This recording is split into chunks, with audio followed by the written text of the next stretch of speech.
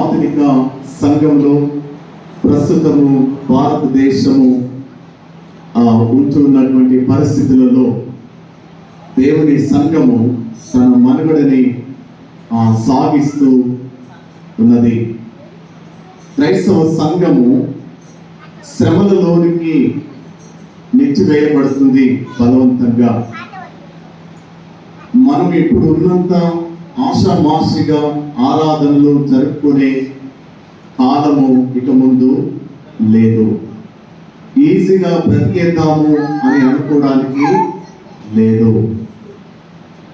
మన భారతదేశంలో ఒకవైపు అంటే పైన ఉత్తర భారతదేశంలో జరుగుతున్న పరిణామాలు మీకు తెలుసుండాలి.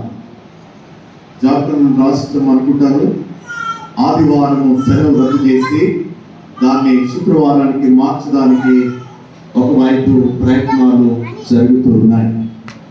ఎప్పుడో 200 సంవత్సరాలు బ్రిటిష్ వారు పరిపాలన చేసిన కాలం యొక్క ప్రభావం ఇంకా ఈ దేశం మీద ఉందని ప్రస్తుతం ఈ దేశాన్ని పరిపాలన చేసిన ప్రభుత్వం చేసే ఒక సుదీర్ఘమైన రాజకీయపరమైన మతపరమైన ఒక ఎజెండాతో ఈ దేశాన్ని హిందూ దేశంగా మార్చే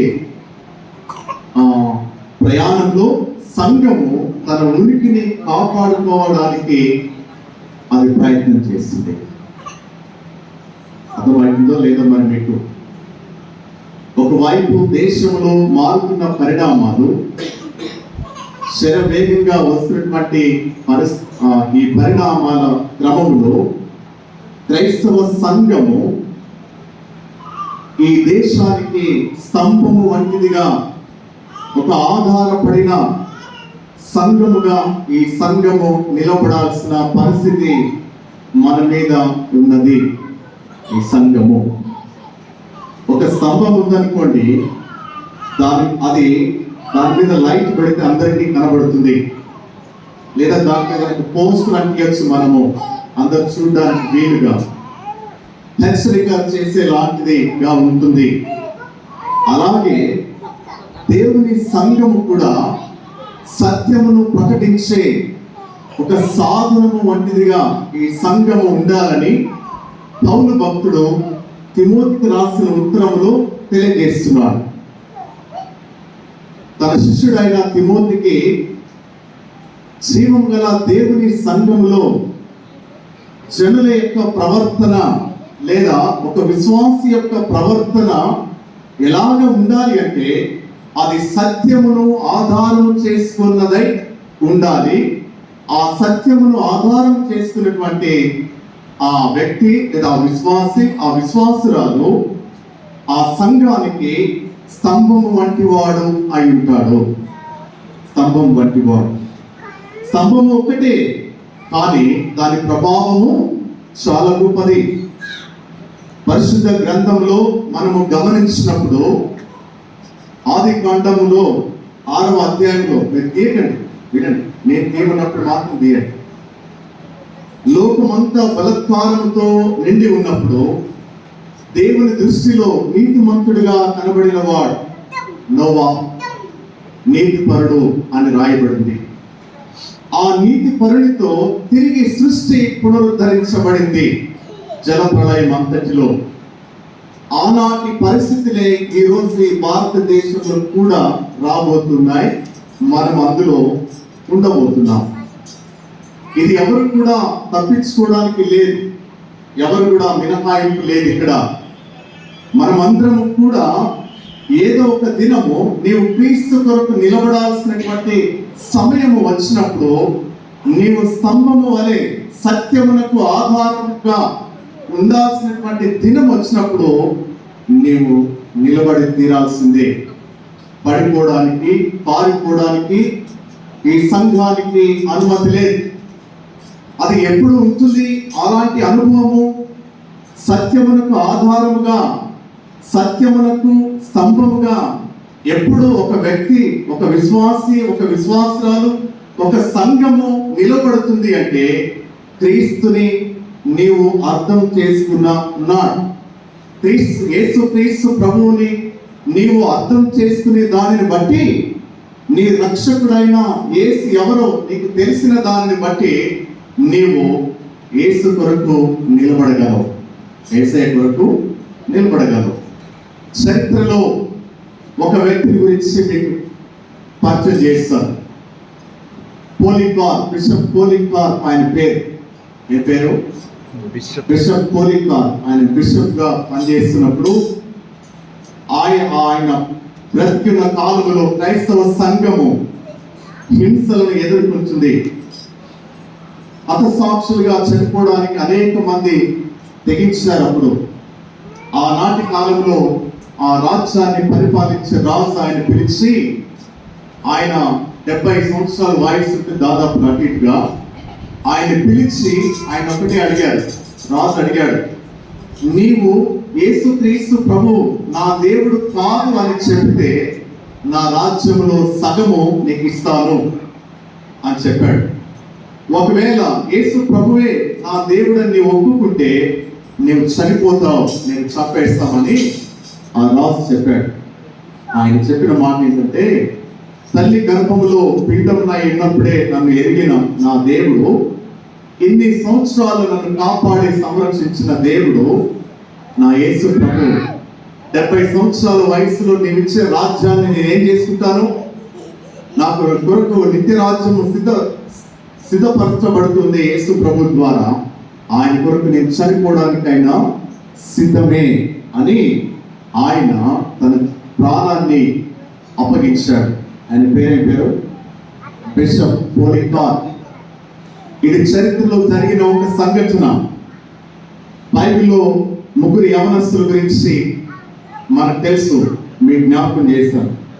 దానియేలు గ్రంథంలో షడ్రక్, మేషక్, అబేద్నెగో వారు సత్యమునకు నిలబడ్డారు గనుకనే అగ్నిగుండములోనికి వెళ్ళారు. అగ్నిగుండములో ఎవరున్నారు వారితో? మన దేవుని పేరేంటి? మన దేవునికి చాలా పేర్లు ఉన్నాయి. అందులో ఒక పేరేంటిది? దహించు అగ్ని. దహించు అగ్ని, మన దేవుని పేరే దహించు అగ్ని అని వాళ్ళకి తెలుసు కాబట్టి రాజు ఏర్పాటు చేసిన ఈ అగ్నిగుండము, దహించు అగ్ని దేవుని ముందు అది ఎంత, అందుకే వాళ్ళు వెళ్ళారు లోపల. ఆ అనుభవం వాళ్ళకి తెలుసు. అందుకే 3వ అధ్యాయం 29వ వచనంలో ఏ రాజు అయితే వారిని అగ్నిగుండములో పడేశాడో అదే రాజు మళ్ళీ అంటాడు, ఈ విధముగా రక్షించడానికి సమర్థుడగు దేవుడు షడ్రక్, మేషక్, అబేద్నెగో దానియేలు ఆరాధించిన దేవుడు తప్ప ఇంకొకడు లేడు. అప్పుడు వాళ్ళు స్వార్థ ప్రకటించారా? బైబిల్ పట్టుకున్నారా వాళ్ళు? అప్పుడు లేదు బైబిల్. స్వార్థ లేదు, పాటలు లేవు, మాటలు లేవు. మాటలు లేవంటే రాజు అడిగాడు, ఏమి నేను సిద్ధపరిచిన అగ్నిగుండం ఆ బొమ్మ నిలబెట్టడానికి మీరు దాన్ని మొక్కలేదాక ఎందుకని రాజు అడిగినప్పుడు రాజుకి జవాబు ఇచ్చారు వాళ్ళు. ఏమని? నీకు జవాబు ఇవ్వవలసిన చింత మాకు లేదు, నీకు జవాబు ఇవ్వాలన్న ఆలోచన మాకు లేదు, చింత మాకు లేదు. ఎందుకంటే మా దేవుడు రక్షించగలడు. ఒకవేళ రక్షింపకపోయినా సరే మేము అగ్నిగుండంలోనికి వెళ్తాం. వారికి ఎవరు తెలుసు? దహించు అగ్ని దేవుడు, దహించు అగ్ని అయిన దేవుడు వారికి తెలుసు. అందుకే ఆ అగ్నిగుండంలో నుండి బయటకు వచ్చిన తర్వాత ఆనాడు నెబుకద్నెజర్ రాజు పరిపాలించిన ప్రపంచము 3 ఖండాల్లో విస్తరించింది.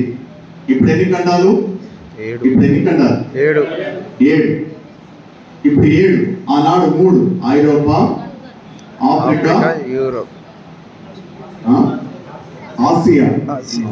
3 ఖండాలు: ఐరోపా, ఆఫ్రికా, ఆసియా. 3 ఖండాలలో ఈ 3 యవనస్తులు దానియేలు 3:29లో ఒక శాస్త్రం చేయబడింది. వాళ్ళు ఏమైనా చేశారా? పాటలు పాడారా? 19 ఏళ్ళుగా ఈ గుడిలో వాళ్ళు మనం పాడినట్టుగా 19 సంవత్సరాలు, ఇంటి 50 నుండి 12 నెలలు, ఒక సంవత్సరానికి 52 ఆదివారాలు వేసి ఎన్ని వారాలు ఆ 3 యవనస్తులకి వారు పరాయి దేశంలో బానిసలుగా బ్రతికారు. యాజకులు లేరు, వాళ్ళకి బలులు లేవు, ధర్మశాస్త్రం లేదు, ఏది కూడా లేదు. కానీ దేవుడిని వారు విడిచిపెట్టలేదు, దేవుడు వారిని వదిలిపెట్టలేదు. ఎన్ని సంవత్సరాలుగా దేవుని యొక్క వాక్యం ఈ గుడిలో నుండి, ఈ మైక్లో నుండి, ఈ సంఘంలోనికి వినబడుతూ ఉంటున్నప్పుడు ఎంతమంది నీవు క్రీస్తు కొరకు బ్రతకడానికి నీ జీవితాన్ని నీవు సత్యమునకు అమ్మేసుకున్నావు. అంటే అమ్మేసుకున్నావు అంటే అర్థమైందా? సమర్పణ చేసుకున్నావు సత్యం కొరకు బ్రతకడానికి.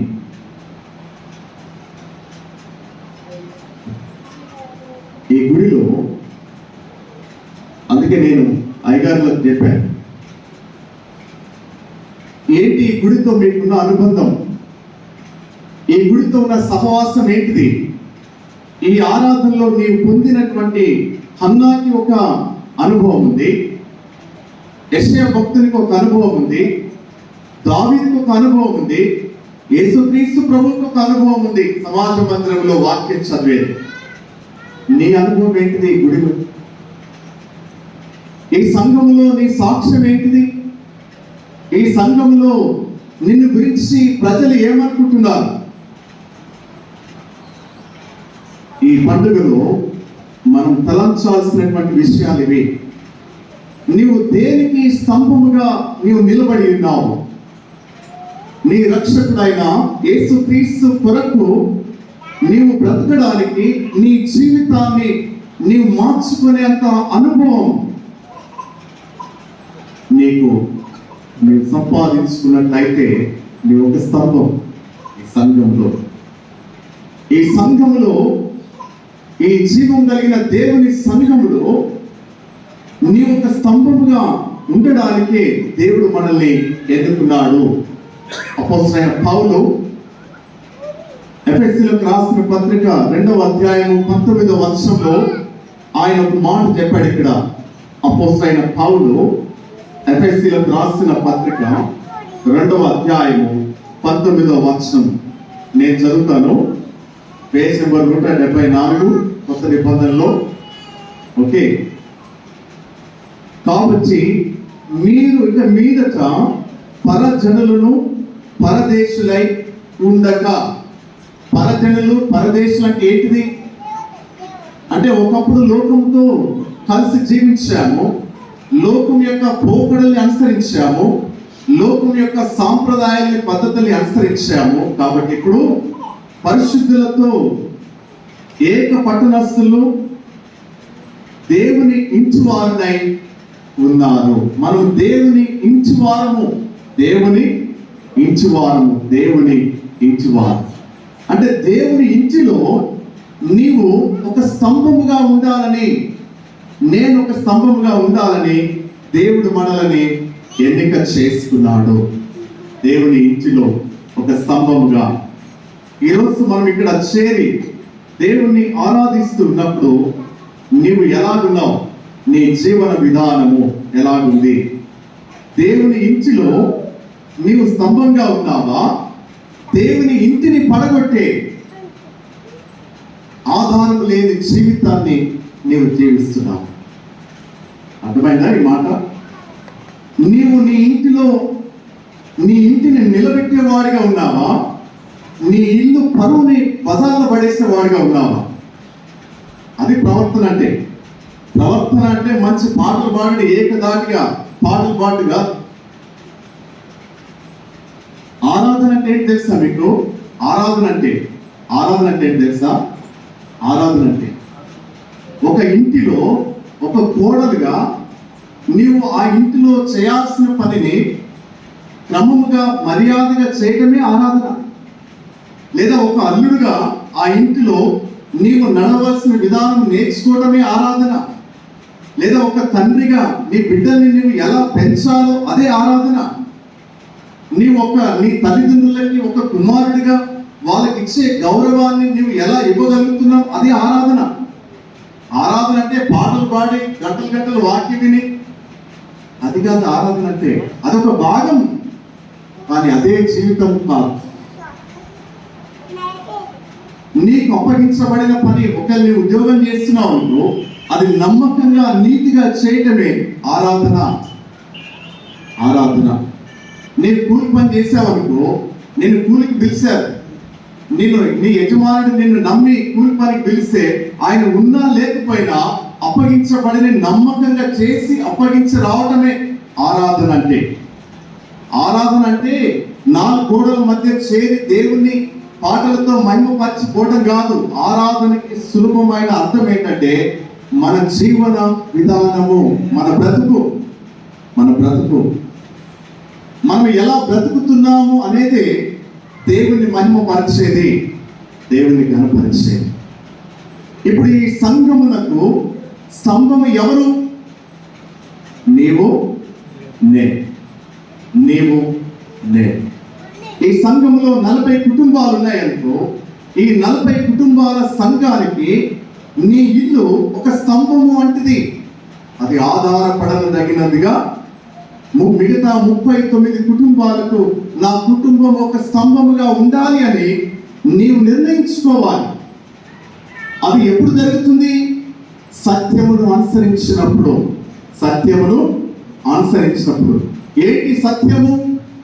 ఏంటి సత్యము అంటే యోహాను సువార్త 1వ అధ్యాయము 14వ వచనంలో ఈ మాట రాయబడింది. ఇప్పుడు తీయండి.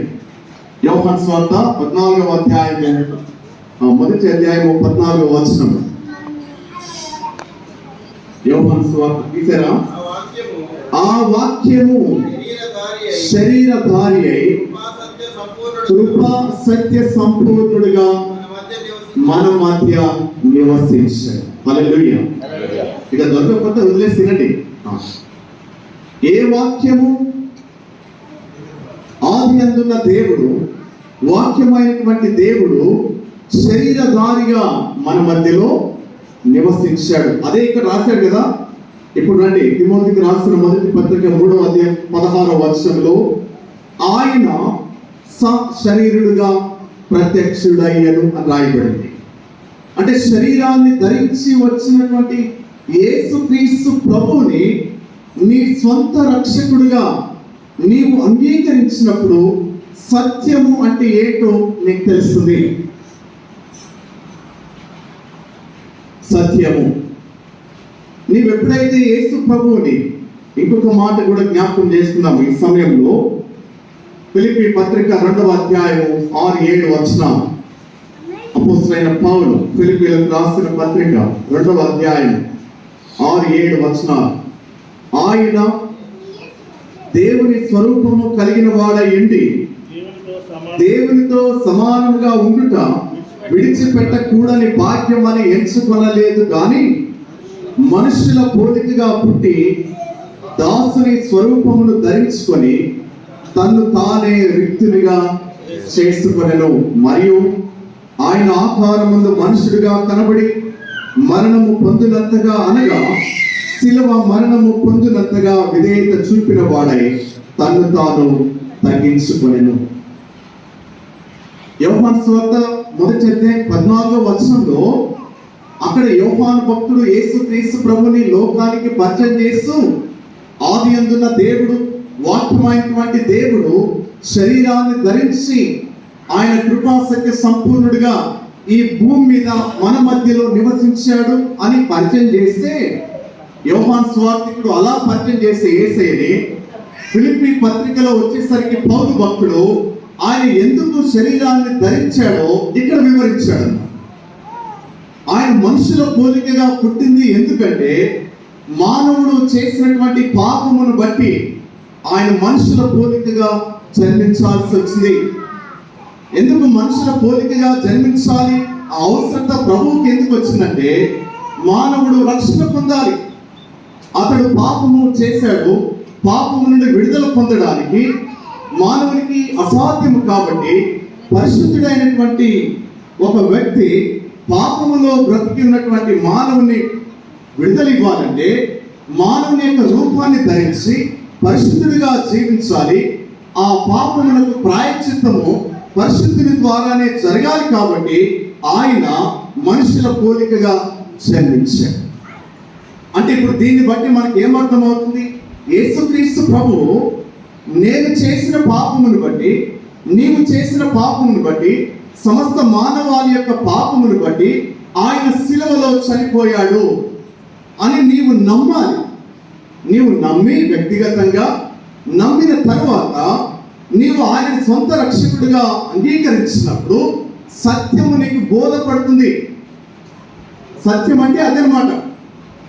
యేసుక్రీస్తు ప్రభువు నా పాపము కొరకు చనిపోయి తిరిగి లేచిన వాడు, నా కొరకే పరలోకాన్ని విడిచి భూమి మీద నా వలె జీవించాడు. పరిశుద్ధమైన జీవితాన్ని నాకు ప్రసాదించడానికి, నాలో పరిశుద్ధుడిగా జీవించడానికి నా కొరకు శిలువ మరణము పొందినంతగా విధేయత చూపాడు అని వాక్యములో పౌలు సెలవిస్తున్నాడు. ఇప్పుడు మరొక మాట జ్ఞాపకం చేసుకుందాము. సత్యం అంటే ఏంటో మరొక మాటని యోహాను సువార్త 16వ అధ్యాయం 13వ వచనం. యోహాను సువార్త 16వ అధ్యాయము 13వ వచనము చదువు. అయితే ఆయన అనగా సత్య స్వరూపి అయిన ఆత్మ వచ్చినప్పుడు మిమ్మల్ని సర్వ సత్యములోనికి నడిపించును. హల్లెలూయా. ఇక్కడ ఏమంటున్నాడు యోహాను భక్తుడు?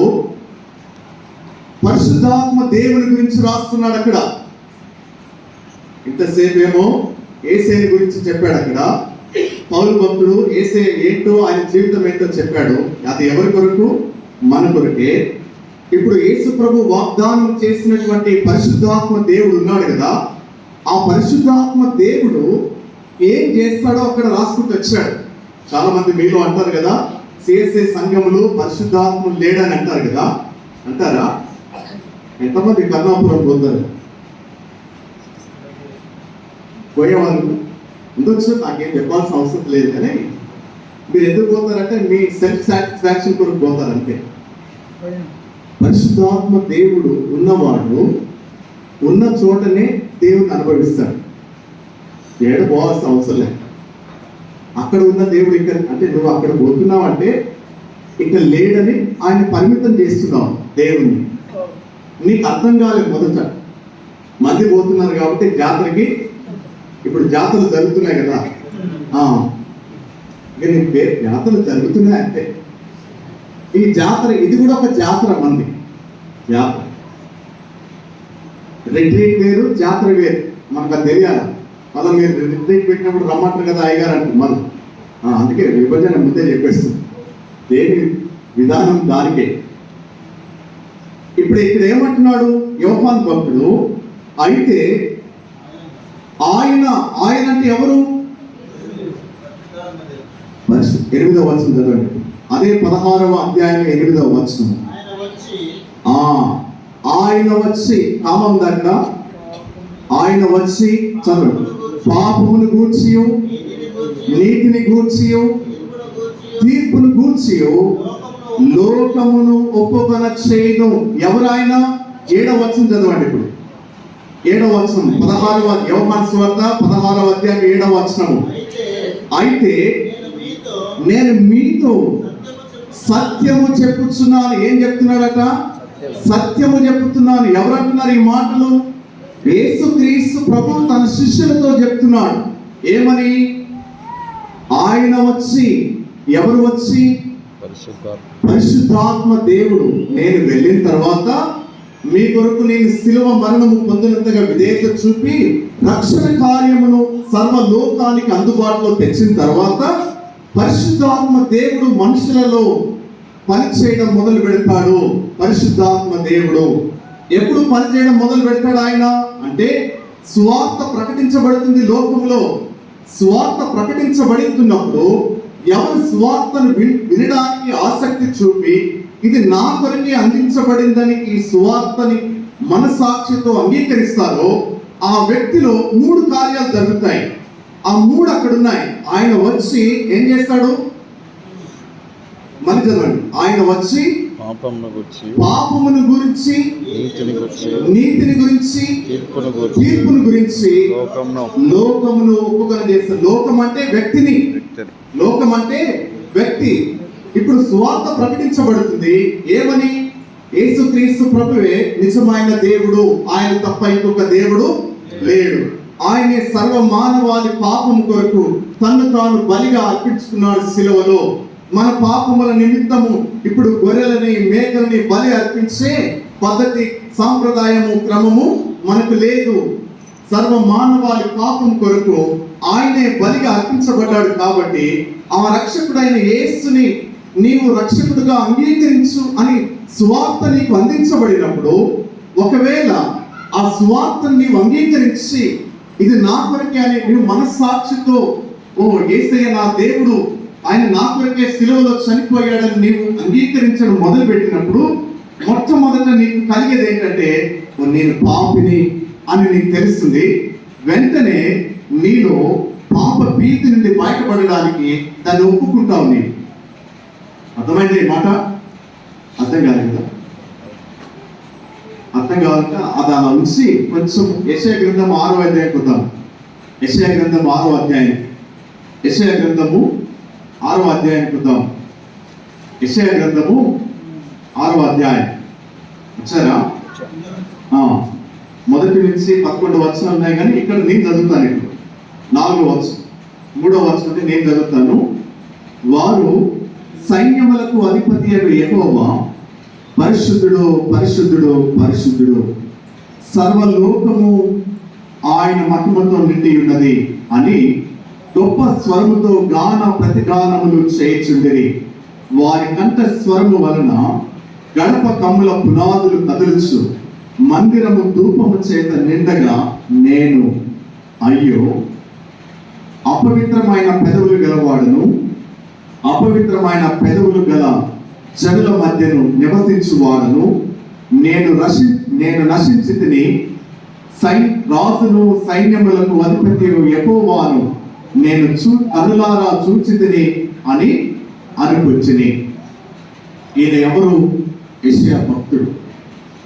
ఆయన దేవాలయానికి వెళ్ళాడు. ఇలాగ మనలాగా ఒక దర్శనం చూశాడు. అక్కడ ఆ దర్శనం చూడగానే ఆయనకు అర్థమైంది, నేను పాపిని అనుకున్నాడు. నేను పాపములు బ్రతుకుతున్నాను, అపవిత్రమైన పెదవులు నాకున్నాయి అని అనుకున్నాడు.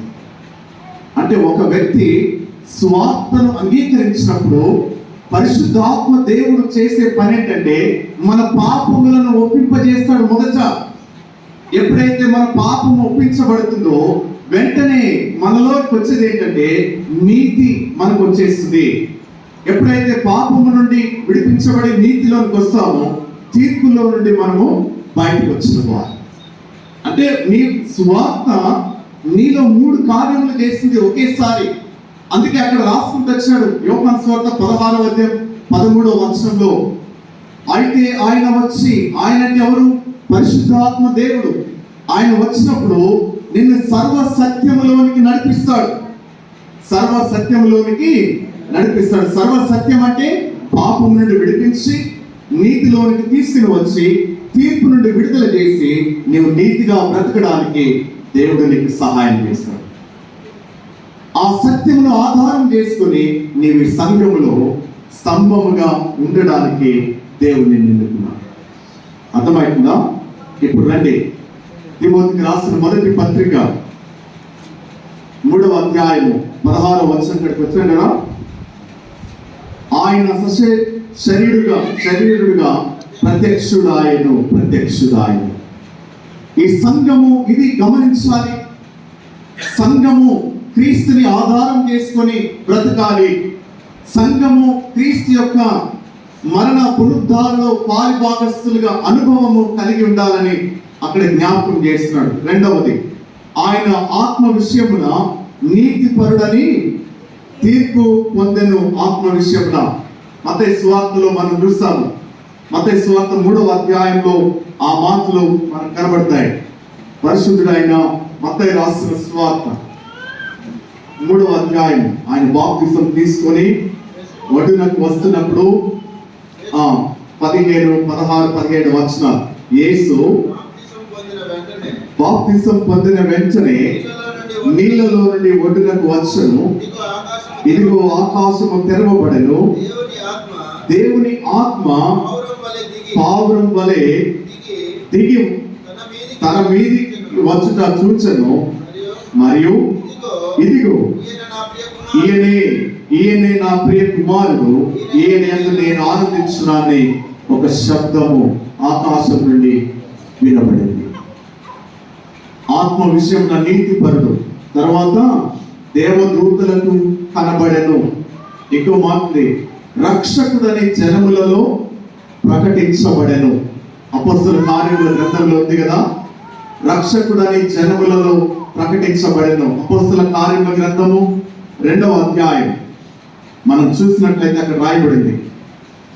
అపొస్తలుల కార్యముల గ్రంథము 2వ అధ్యాయము 5వ వచనం నుండి, ఆ కాలమున ఆకాశము క్రింద నుండి ప్రతి జనములో నుండి వచ్చిన భక్తిహీనులు, భక్తి గల యూదులు యెరూషలేములో కాపురముండిరి. భక్తి గల యూదులు యెరూషలేములో కాపురముండిరి. ఈ శబ్దము కలుగగా జనులు గుంపులుగా కూడి వచ్చి ప్రతి మనుషుడు తన తన సుభాషతో వారు మాట్లాడుట విని కలవరపడిరి. అక్కడ చాలా మంది ఉన్నారు. దాదాపు 17 భాషలు మాట్లాడే ప్రజలు అక్కడ వచ్చారు. యేసుక్రీస్తు ప్రభువు దేవుడని ప్రకటించబడ్డారు. 36వ వచనం, అపొస్తలుల కార్యముల గ్రంథము 2వ అధ్యాయము 36వ వచనము, మీరు సిలువ వేసిన ఈ యేసునే దేవుడు ప్రభువుగాను క్రీస్తుగాను నియమించెను. ఆయన రక్షకుడని జనములలో ప్రకటించబడెను. అందుకే అప్పుడు ఏం జరిగింది? అక్కడ చాలా మంది 37వ వచనం ఉంది, వారు ఈ మాట విని హృదయములో నొచ్చుకొని, సహోదరులారా మేమేమి చేయమని పేతురును కడమ అపోస్తలుని అడుగగా వారు చెప్తున్నారు, మీరు మారు మనసు పొంది పాప క్షమాపణ నిమిత్తము ప్రతి వాడు యేసుక్రీస్తు నామమున బాప్తిసము పొందుడి. ఇప్పుడు మన బాప్తిసాలు ఎలాగున్నాయి? పెళ్లి చేయాలా అంతే. ఈ సంఘ పెద్దలకు అలవాటు ఉంటుంది. వాడు గుడికి రాని వీళ్ళే చెడగొడుతున్నారు. సంఘ పెద్దలు సరిగ్గా సంఘం సరిగా ఉంటుంది.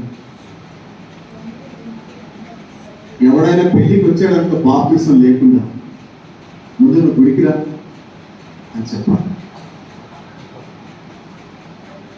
ముందు నువ్వు గుడికి రా. నేను మామూలుగా అదే చెప్తాను, వాడు 3 వారాలు కనీసం గుడికి రావాలి, వస్తేనే తర్వాత మిగతాది. మనకు స్వార్థ చెప్పకుండా పెళ్లికి బాప్తిసం వేస్తే ఎట్లా? యేసయ్య తెలుసా వాడికి? తెలియదు. మార్మన్స్ తెలుసా? తెలియదు. సంఘం యొక్క సత్యం తెలుసా? తెలియదు. బాప్తిసం తీసుకున్నవాడు సత్యములకు స్తంభం అని తెలుసా? తెలియదు. తెలియని వారిని ఎలా పట్టుకొస్తాం? అందుకే బాప్తిసం ఇచ్చినప్పుడు 2 ఉంటాయి. గాడ్ పేరెంట్స్, దేవ తల్లిదండ్రులు ఉంటారు. వాళ్ళకి తెలుసా? వీళ్ళు విశ్వాసంలో పెంచుతామని ప్రమాణం చేస్తారు. తెలుసా ఈ సంగతి? సంఘ పెద్దలకి ఎంతమంది తెలుసు? చాలా మంది తెలియదు.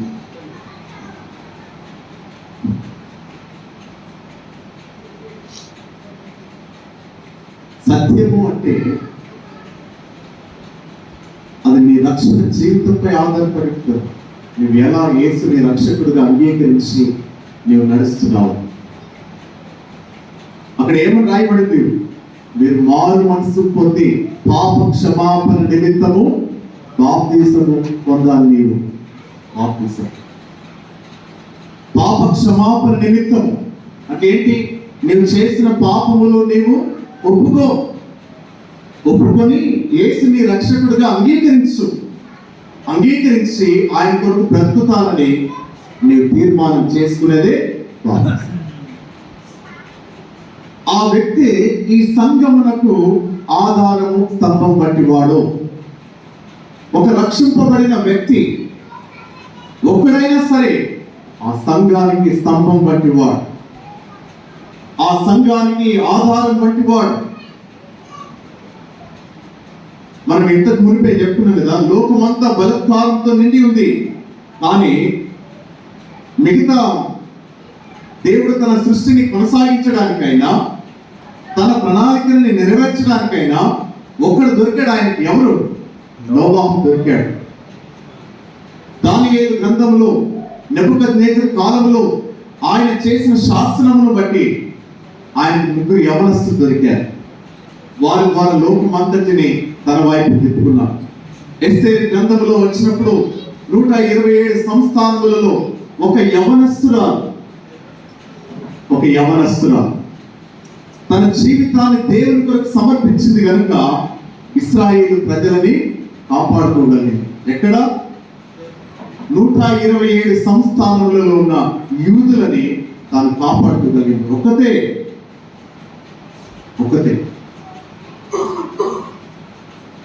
మన ఇంటిలో నీ ఒక్కదానివే నీ ఇంటి పరువు తీయడానికైనా నిలబెట్టడా. అది ఒక్కడివైనా ఒక్కడు దాని అర్థమవుతుందా?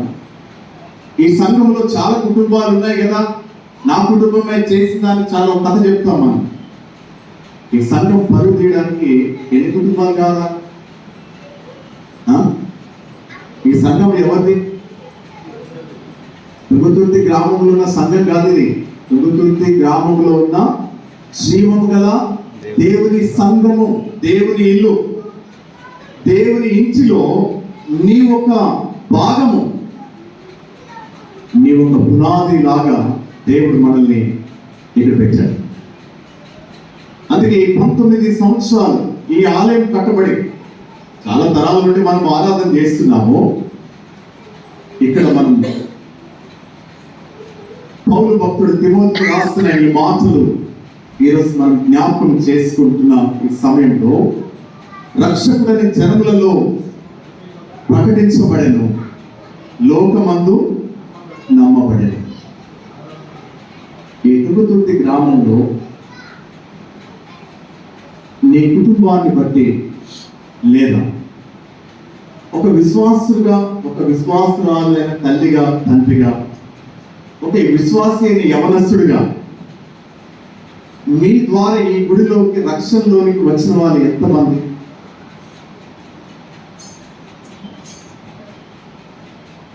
ఎంతమందిని పట్టవచ్చు? అదులంటే నా ప్రశ్న మీకు. మిమ్మల్ని బట్టి నేను కూడా మీతో గుడికి వస్తాను అన్న వాళ్ళు ఎంతమంది? బయట నుంచి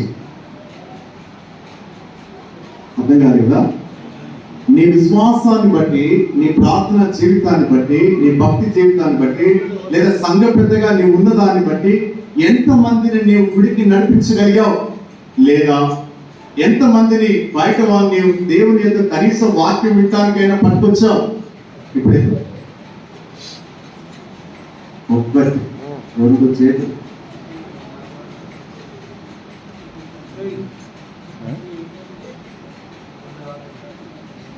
అంటే నిన్ను బట్టి యేసయ్యని వాళ్ళు నమ్మట్లేదు. మన చుట్టూ ఉన్నటువంటి మిగతా జనాంగము యేసు ప్రభుని నమ్మకపోవడానికి కారణం ఏం తెలుసా?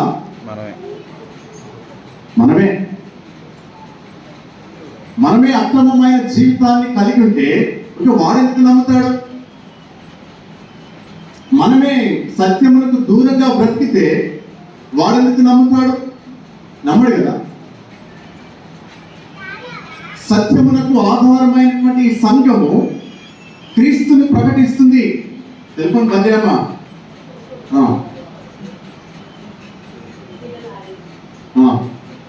సత్యమునకు ఆధారమైనటువంటి ఈ సంఘము క్రీస్తు యొక్క జీవితాన్ని మనం కలిగి జీవిస్తున్నప్పుడు ప్రజలు ప్రభువుని తెలుసుకోవడానికి అవకాశం ఉంటుంది. అందుకే ముందు జనుల యొక్క ప్రవర్తన సరిగ్గా మనం సరి చేసుకోవాలి.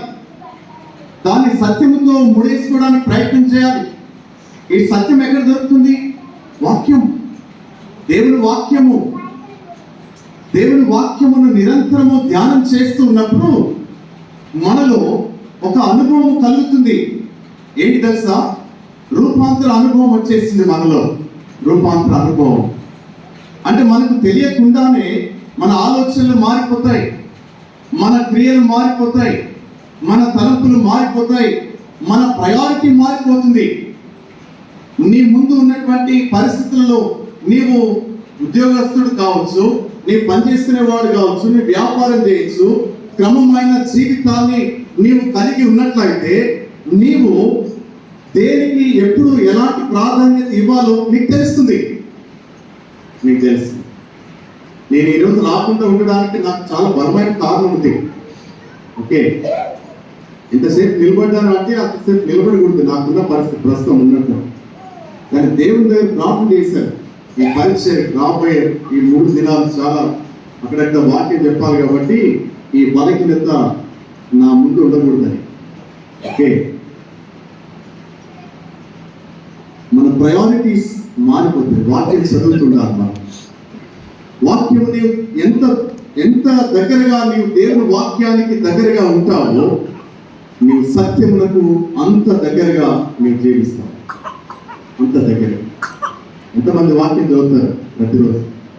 బైబిల్ చదివేవాళ్ళు ప్రతిరోజు దేవుని వాక్యం చదివేవాళ్ళు క్రమం తప్పకుండా.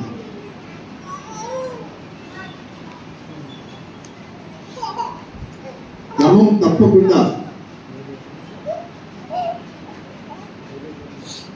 అయ్యగారు అమ్మగారు కూడా ఏ తొందరలేదు. వీళ్ళందరూ విశ్వాసమే.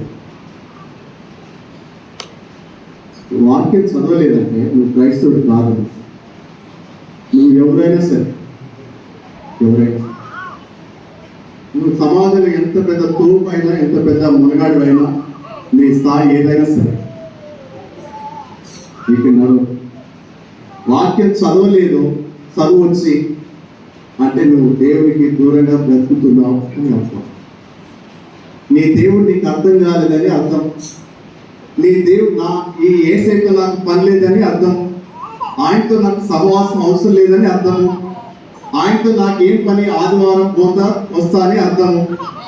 అంతే అంతే. సత్యము ఎప్పుడు తెలుస్తుంది? వాక్యము. ఆది యందు వాక్యం ఉండెను, వాక్యము దేవుని యొద్ద ఉండెను, వాక్యము దేవుడై ఉండెను. ఆ వాక్యమే శరీరధారిగా కృపాసత్య సంపూర్ణుడిగా మన మధ్య నివసించెను. నివసించిన వ్యక్తి యొక్క గ్రంథమే ఈ బైబిల్. శరీరంతో ధరించిన, శరీరంతో బ్రతికిన యేసుని పరిచయం చేసేదే ఈ వాక్యము, ఈ పుస్తకం.